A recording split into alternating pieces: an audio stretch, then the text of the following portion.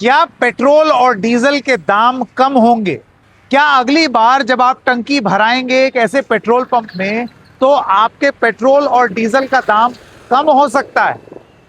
क्या ऐसी नौबत आ सकती है? ये बात क्यों कही जा रही है? आप जानते हैं जब ईरान और अमेरिका का युद्ध हुआ तो उसके बाद चुनाव के एकदम बाद दाम बढ़ाए गए। चुनाव के नतीजे आए और दाम बढ़ गए। लेकिन अब दाम बढ़ने की जो वजह थी वो वजह खत्म हो गई। कच्चे तेल का दाम अब जंग से पहले के लेवल पर पहुंच गया है। तो क्या दाम घटाए जाएंगे या फिर सरकार और सरकारी पेट्रोल कंपनी मुनाफा कमाएंगे? नमस्कार, मेरा नाम है संकेत उपाध्याय और आप देख रहे हैं इशारों इशारों में डबल चेक पर। सबसे पहले मैं आपको बता दूं कि क्रूड ऑयल यानी कि कच्चा तेल वो जंग की वजह से जो 27 फरवरी को $71.17 प्रति बैरल था, उसका दाम मार्च में $113 प्रति बैरल हो गया। आप समझ रहे हैं, कच्चे तेल से पेट्रोल और डीजल निकलता है तो जो चीज $71 की थी वो $113 हो गई। आप सोचिए कितनी अभूतपूर्व वृद्धि।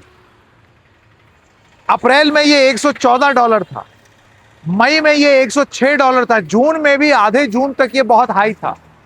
लेकिन अब धीरे धीरे इसका दाम, क्योंकि जंग खत्म होने को है और समझौता हो गया है, करार हो गया है कि अब शांति आएगी ईरान और अमेरिका के बीच में, हॉर्मूज खुलेगा, उस चक्कर में कच्चे तेल की कीमत अंतर्राष्ट्रीय बाजार में जंग शुरू होने से पहले जितनी थी वहां पहुंच गई। यानी कि आज की रेट में क्रूड ऑयल $71.5 प्रति बैरल।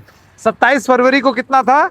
71.17। इसका मतलब कच्चा तेल बिल्कुल उसी दाम पर पहुंच गया जिसमें आपको पहले पेट्रोल मिल रहा था। तो सबसे बड़ा तो सवाल यही है ना, तो फिर ये जो मेरे दाम बढ़े हैं ये भी घटाओ अगर कच्चा तेल का दाम घट गया है। होगा। अब आपको कुछ चीजें बताते हैं। दरअसल मार्च 2026 में सरकार ने 10 रुपए की अपनी सेंट्रल एक्साइज ड्यूटी कट की। आप जानते हैं कि पेट्रोल और डीजल, सिर्फ पेट्रोल और डीजल का दाम नहीं होता, उसके ऊपर राज्य सरकार और केंद्र सरकार खूब सारा टैक्स थोप करके रखती है। 100% टैक्स होता है पेट्रोल और डीजल पर। तो वो जो टैक्स ले रहे थे उसमें 10 रुपए की छूट दी। इसके बाद जब चुनाव चल रहे थे तब तक चुप थी सरकार, लेकिन चुनाव के नतीजे जैसे ही आए उसके बाद एक बिल्डअप शुरू हुआ सरकार की तरफ से। ऑयल मार्केटिंग कंपनीज जैसे कि ये हिंदुस्तान पेट्रोलियम है, वो देखिए लिखा हुआ है हिंदुस्तान पेट्रोलियम पीछे, और ऐसे ही भारत पेट्रोलियम है, इंडियन ऑयल है, इन सब कंपनीज को कहा जाता है oil marketing companies. Oil marketing companies और मिनिस्ट्री ऑफ पेट्रोलियम की तरफ से ये बताया जाने लगा, देखो हमें कितना घाटा हो रहा है, देखो हम इतना घाटा खा रहे हैं, हर महीने 30,000 करोड़ का हमें घाटा हो रहा है। टोटल घाटा जब से जंग हुई है हमें 1 लाख करोड़ का घाटा हो गया है। तो इसको कहते हैं प्राइमिंग द सिटीजन, लोगों को मक्खन लगाना ब्रेड पर, ताकि जब आप ब्रेड खाएंगे तो वो गले में आराम से उतरे। यानी कि जब दाम बढ़ाए जाएंगे तो आपको उतनी चोट ना लगे। इसी वजह से जब दाम बढ़ाए गए तब बहुत सारे लोग आपको ऐसे पेट्रोल पंप पे मिल गए होंगे जो ये बोलते हुए दिखेंगे आपको कि अब देखिए जंग है, इसका तो सरकार को क्या कह सकते हैं, जंग है। तो जंग तो चुनाव के समय भी थी, तो उस समय तो नहीं बढ़ाए। क्यों? क्योंकि कोई नस थोड़ी काट लेगा राजनीतिक दल अपनी, उस समय दाम नहीं बढ़ाए। लेकिन जब नतीजे आ गए तो आप लोगों को तैयार किया गया, अपने मनपसंद चैनल्स को ये बोला कि खबर चलाओ कि पेट्रोल और डीजल के दाम 20-25 रुपए बढ़ सकते हैं। फिर सरकार ने उसका खंडन किया। अब ये रणनीति क्या है? 20-25 की बात करो, उसका खंडन कर दो और उसके बाद फिर 10 रुपए या 7 रुपए बढ़ा दो, तो लोगों को ये लगेगा चलो 20 रुपए नहीं बढ़े, 7 ही रुपए बढ़े। रणनीति अच्छी काम भी कर गई, लेकिन महाराज ये तब की रणनीति थी जब कच्चे तेल की कीमत $114 प्रति बैरल थी। अब तो 71 पे आ गई, तो घटा दो। उसका कोई नामो निशान नहीं है। आप जानते हैं कि 18 मई, 22 मई, 23 मई और 25 मई को चुनाव के नतीजे आ जाने के बाद पेट्रोल और डीजल के दाम रिवाइज हुए। टोटल 7.5 रुपए क्यूमुलेटिव दाम रिवाइज हुआ है 4 बार में। सरकार ने क्या क्या बोला वो मैं आपको बता ही चुका हूं। देखिए क्या है, सरकार के लॉजिक में भी लॉजिक है। अब अप्रैल और मई 2026 में सरकार का जो खर्चा, आप जानते हैं कच्चा तेल हम देश में नहीं बनाते, बाहर से इंपोर्ट करते हैं। सारी गणित इसीलिए तो इथेनॉल भी मिलाया जा रहा है, यही बोल के कि हमें अपना बिल कम करना है। तो वो बिल 35.5 बिलियन यूएस डॉलर्स पहुंच गया था। सामान्य रूप में अगर आप इसको पिछले साल से तुलना करें इन्हीं 2 महीने में, तो वो 20.9 मिलियन डॉलर था। सोचिए किसी चीज के लिए आप 20 रुपए दे रहे हो, एकदम से आपको उसके लिए 35 रुपए देने पड़े, 15 रुपए फालतू। तो ये तो लोड तो पड़ा ही ना सरकार पर।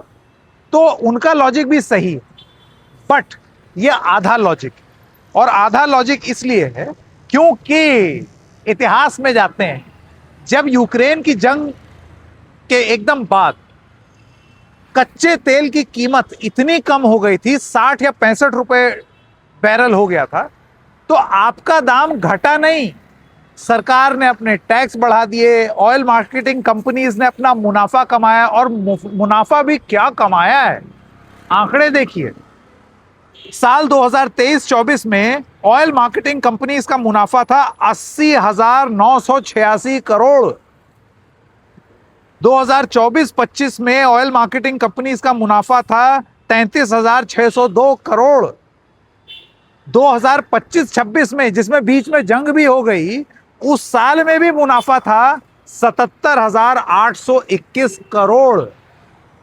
जम के प्रॉफिट पर सरकार ने जम के एक्साइज ड्यूटी और स्टेट ने state VAT, value added tax, जम के वसूला।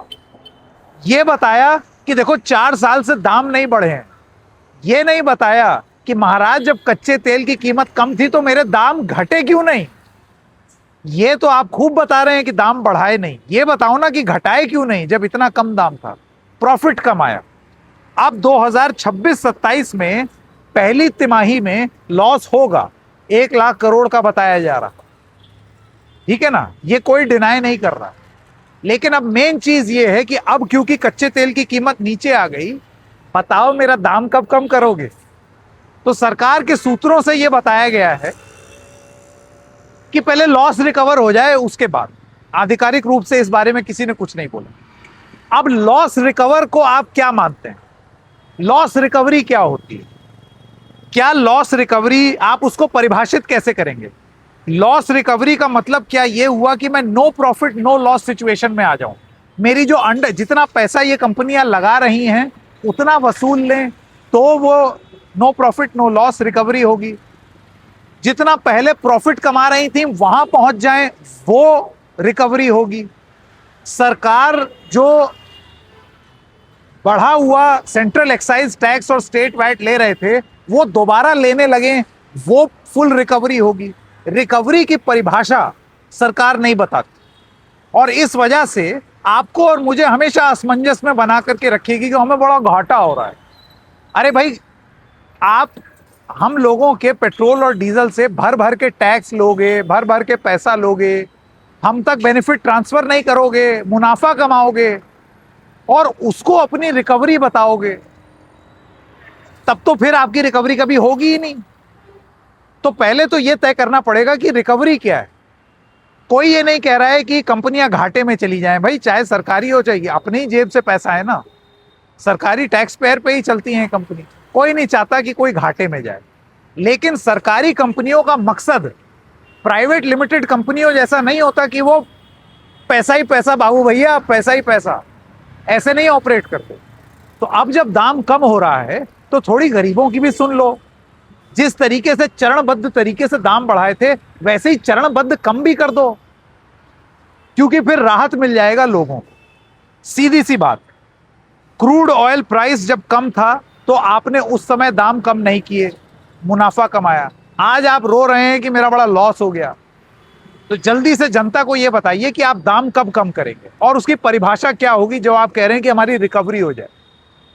क्योंकि इससे पहले हमने कई बार देखा है, जब जब अंतर्राष्ट्रीय बाजार में कच्चे तेल की कीमत कम होती है, सरकार टैक्स वसूलना ज्यादा शुरू कर देती है, अपना अपना टैक्स बढ़ा लेती है, और आपको यह बोला जाता है कि आपके दाम में कोई बढ़ोतरी नहीं, कोई चिंता की बात नहीं। बार बार आपके साथ हेडलाइन मैनेजमेंट हो जाती है, आप खुश हो जाते हैं, चलो मेरा दाम नहीं बढ़ा। अरे ये पूछिए मेरा दाम घटा क्यों नहीं, वो आप पूछते नहीं है। तो ये एक बड़ा सवाल होगा जो मैं आपको बताना चाहता हूं। लास्ट बात, जिसके बाद ये कार्यक्रम खत्म करेंगे। अभी चुनाव हुए थे कहां? बंगाल, तमिलनाडु, केरल, पुदुचेरी और असम। जंग हो गई। हिम्मत नहीं थी सरकार की कि पेट्रोल और डीजल के दाम बढ़ा दें, क्योंकि चुनाव हार जाते। और जैसे ही चुनाव जीते उसके बाद दाम बढ़ना शुरू हो गया। आप रीजनेबल हो गए कि हाँ चलो स्थिति कुछ ऐसी थी, समझ में आता है। लेकिन अब क्यों नहीं घटा रहे हो? क्या उसका भी कोई चुनावी कनेक्शन है? अगले साल सर्दी में, यानी कि जनवरी फरवरी में ही उत्तर प्रदेश, उत्तराखंड, पंजाब, इतने बड़े बड़े राज्यों के चुनाव होने जा रहे हैं। तो क्या अब हम घटे हुए दामों की उम्मीद इन चुनावों से एकदम पहले करेंगे, ताकि रैली में यह बोला जाए, मित्रों देखो मैंने आपके पेट्रोल और डीजल का दाम कम कर दिया, और चुनाव में उसका फायदा उठा लिया जाए? चुनाव में फायदा उठा लीजिएगा, थोड़ा सा फायदा अभी दे दीजिए, क्योंकि कच्चे तेल की कीमत कम हो गई है। ये जरूरी सवाल है जनता, आपको भी अपनी सरकार से पूछने चाहिए। क्या सरकार जवाब देगी? हम देखेंगे। इशारों इशारों में बस इतना ही, फिर मिलेंगे, तब तक के लिए नमस्कार।